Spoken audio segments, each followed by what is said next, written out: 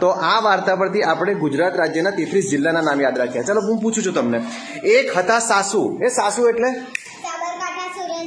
Very good. તેમને ભાવે મમરા. મમરા મમરા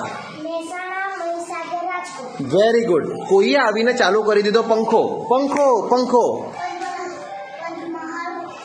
વેરી ગુડ. બધા મમરા ઉડી ગયા અને પછી એને મોબથી સાફ કર્યા. મોબથી. Mop very good. મોબથી સાફ પણ થયા નહીં એટલે પછી પોછો પણ માર્યો. પોછો પોછો પોછો જલ્દી.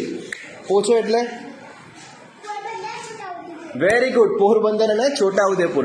સાફ ના થયા એટલે સાસુ થઈ ગયા ગાંડા. એ ગાંડા થઈ ગયા. Very good. ગાંધીનગર અને ડાંગ. એ ભાગી ગયા વનમાં. વનમાં ભાગી ગયા. વન વન વન જલ્દી. વડોદરા ને નર્મદા. Very good. ત્યાં ઘણા બધા પાન હતા. પાન પાન બહુ બધા પાન હતા. પાટણ અને નવસારી. શેના પાન હતા? આંબો. આંબો. ચલો ચલો આંબો. કોણ કહેશે? Very good. આણંદ અને બોટાદ. અચાનક ત્યાં આવી ગયા દેવ. એ દેવ આવી ગયા. દેવ એટલે હું? દેવ એટલે શું? બોલ. દેવભૂમિ દ્વારકા ને વલસાડ. Very good.